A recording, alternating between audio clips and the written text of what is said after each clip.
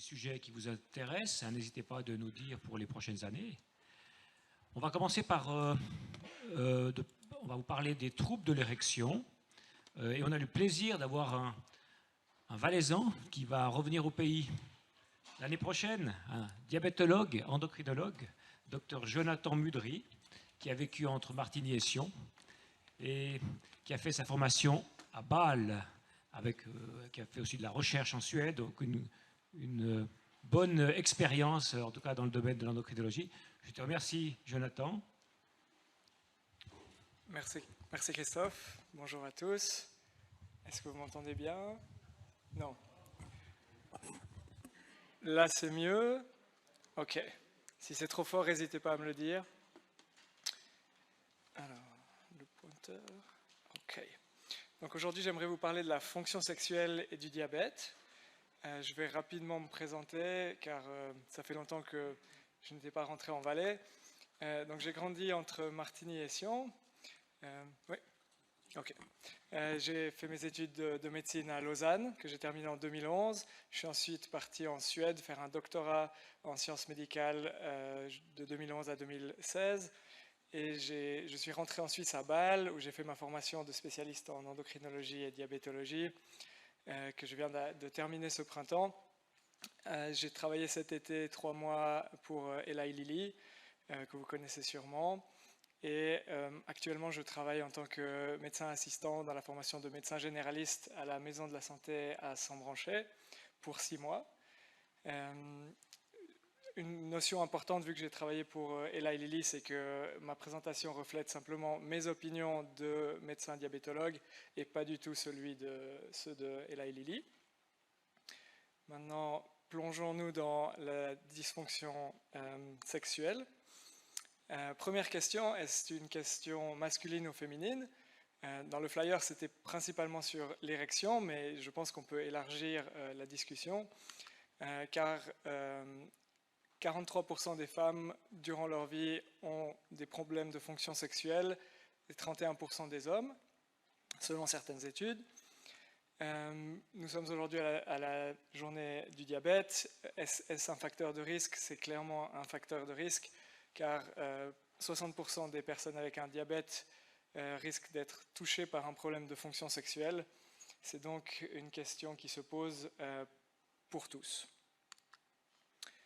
Le problème de fonction sexuelle est clairement lié au diabète et c'est une chose qui est un problème qui peut être évitable et si le problème se présente, qui est traitable.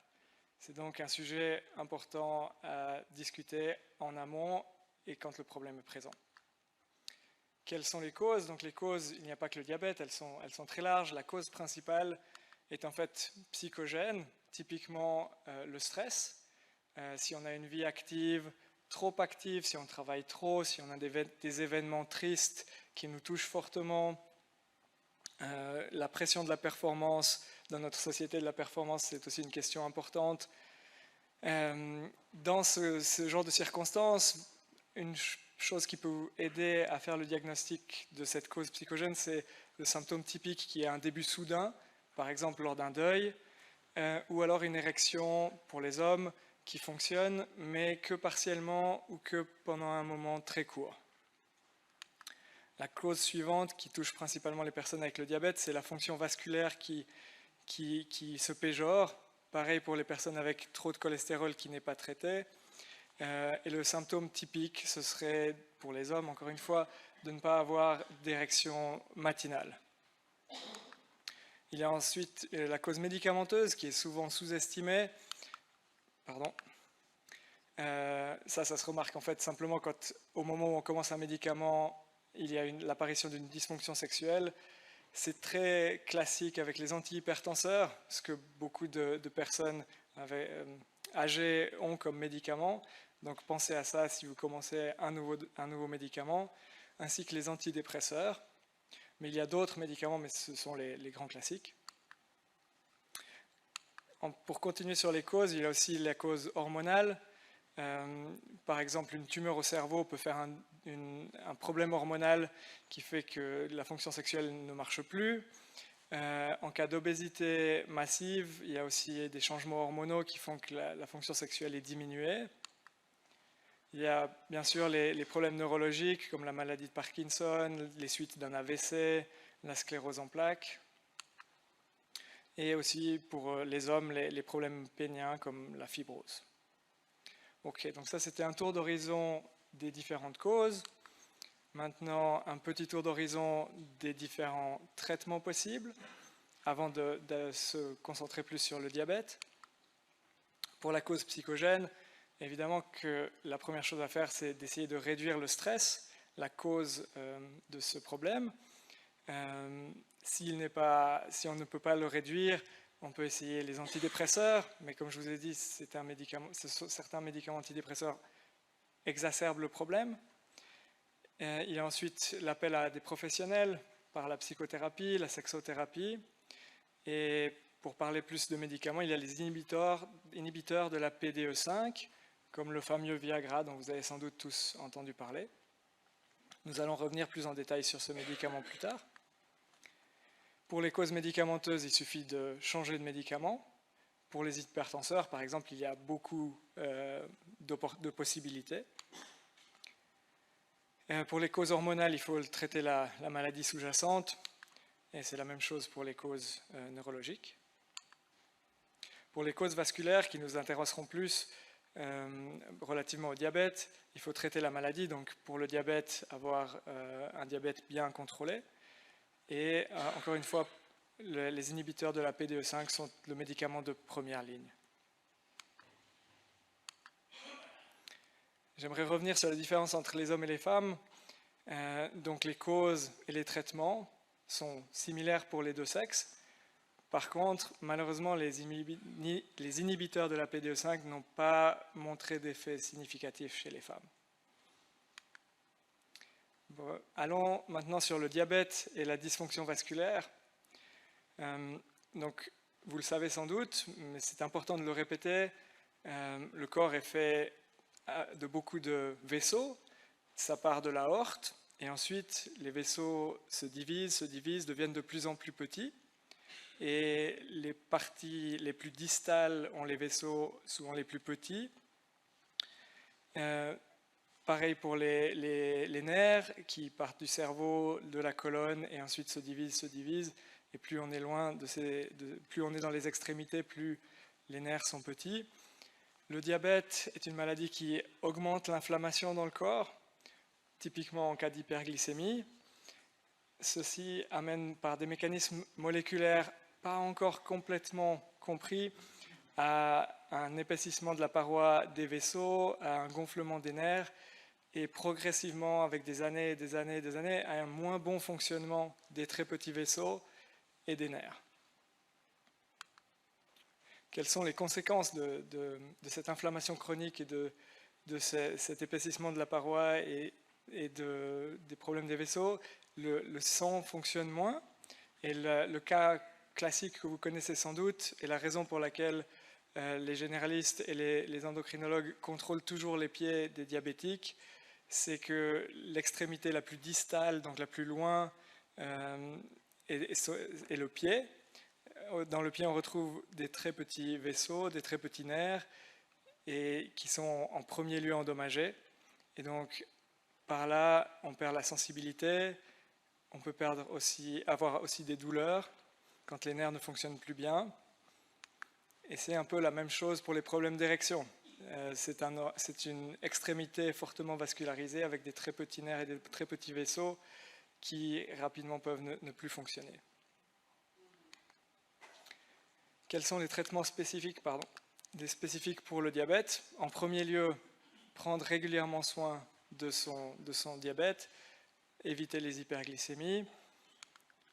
Et en deuxième lieu, malheureusement encore une fois, principalement pour les hommes, les inhibiteurs de la PDE5, donc le Viagra, le Cialis et leurs différents dérivés et génériques.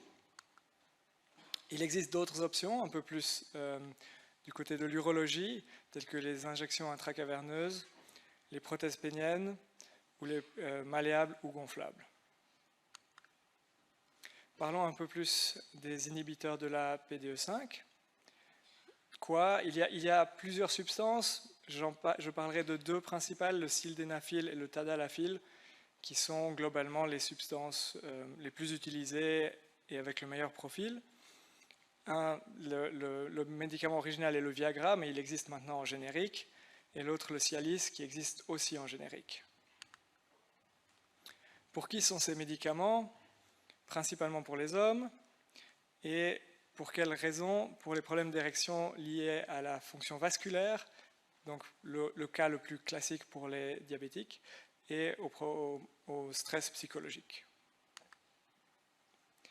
Comment utiliser ce médicament? C'est très simple.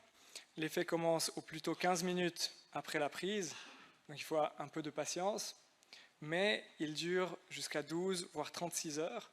Donc grâce à ça, on n'est pas obligé de le prendre juste avant d'avoir un rapport, on n'est pas obligé de prévoir exactement dans son agenda l'heure du rapport, on peut avoir de la spontanéité au moins sur une journée.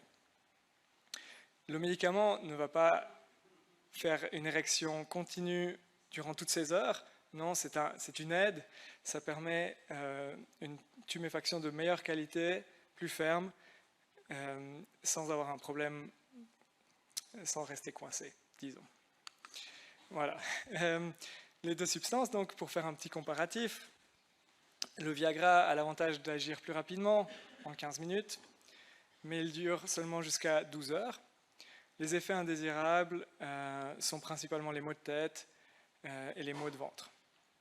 En comparaison, le tadalafil prend plus de temps à être effectif et à avoir son effet, donc 45 minutes.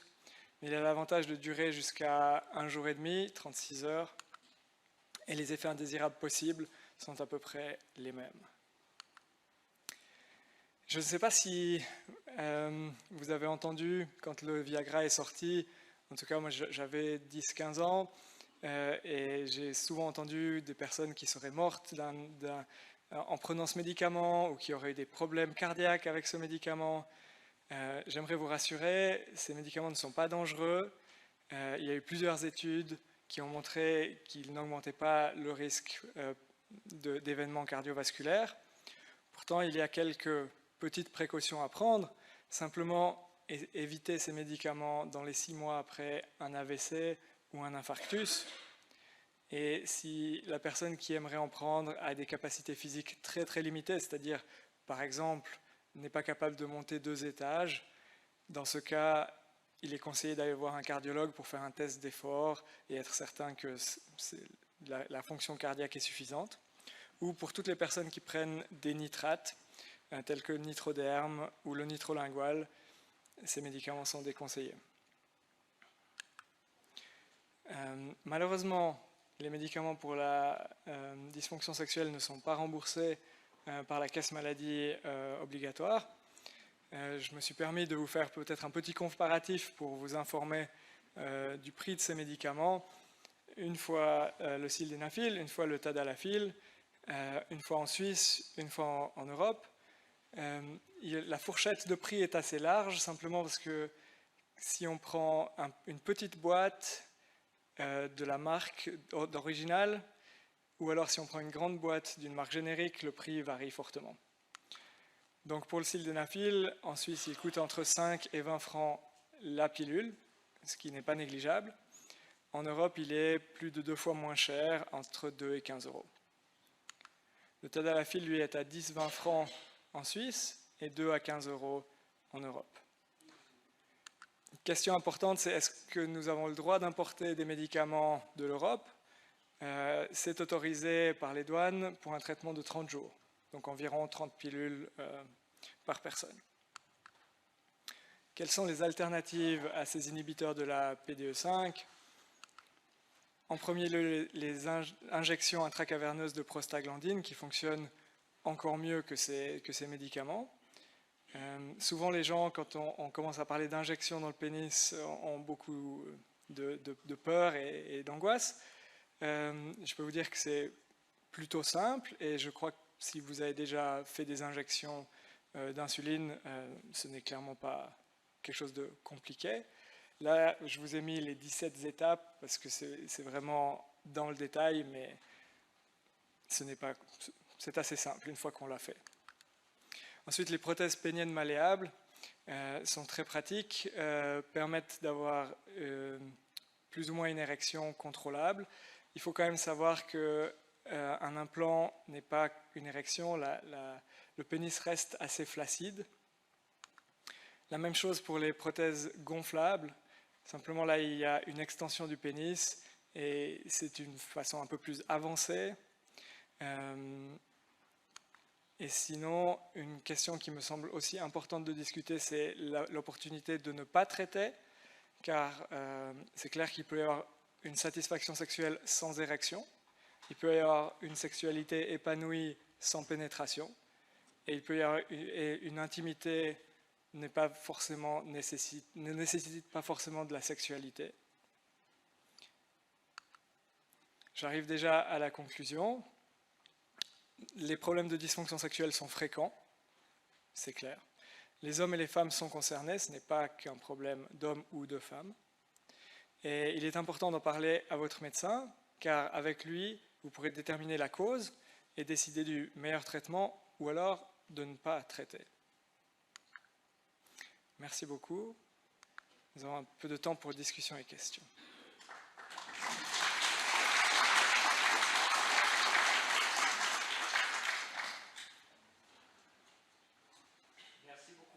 C'était très clair.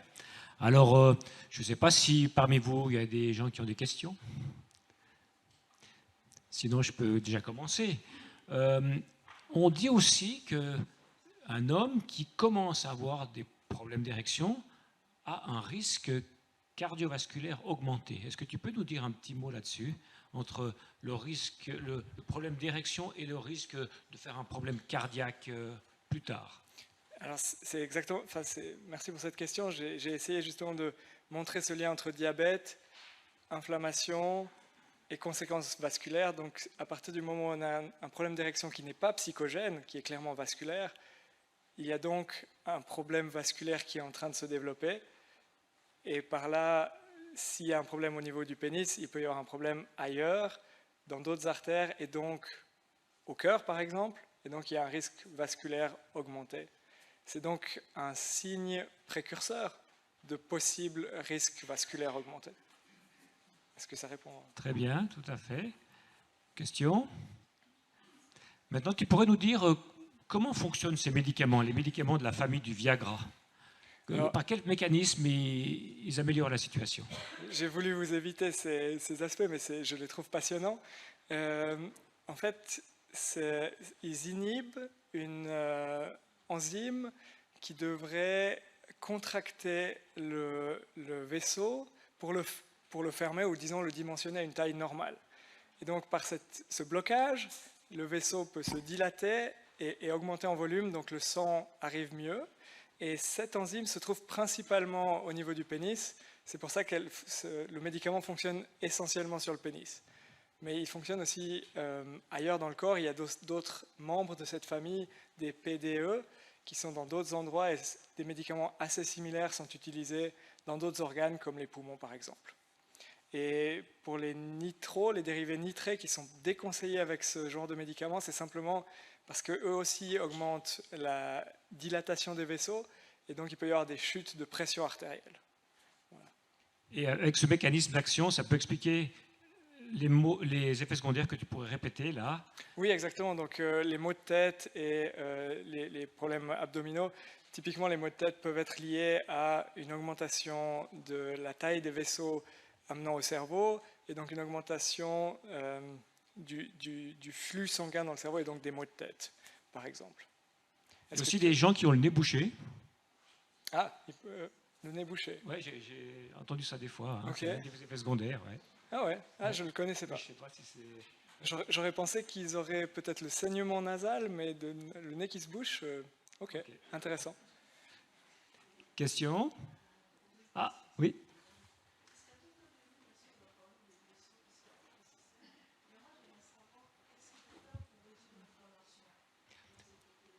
Qu'est-ce qu'il faut faire pour réduire l'inflammation dans les vaisseaux? Oui. Les petits vaisseaux. Que faire pour diminuer cette inflammation des petits vaisseaux? pour éviter l'inflammation, il faut être en bonne santé en fait. Il faut prendre soin de sa santé. La mesure qui réduit le plus l'inflammation, c'est l'activité physique, un poids normal et, dans le cas du diabète, un bon contrôle de la glycémie. Avec plaisir. Est-ce que le traitement du cholestérol peut aider à long terme ou bien? Alors, pour l'inflammation, pas forcément, mais pour les dépôts de cholestérol, clairement, et donc ça protège les vaisseaux. Le tabac? Alors, le tabac augmente l'inflammation, donc c'est clairement un facteur péjorant.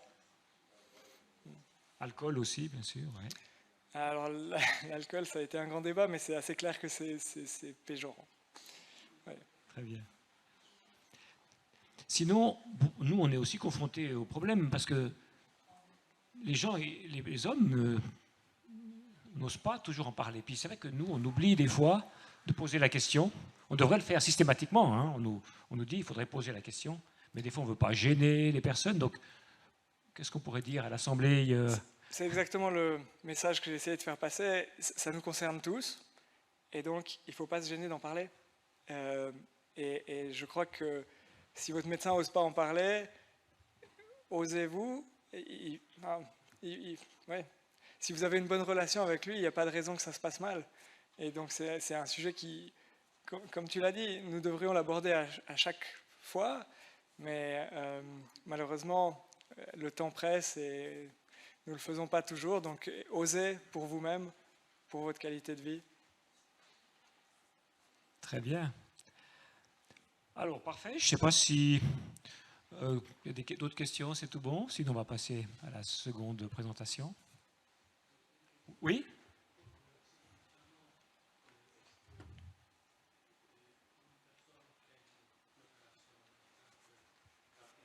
Voilà.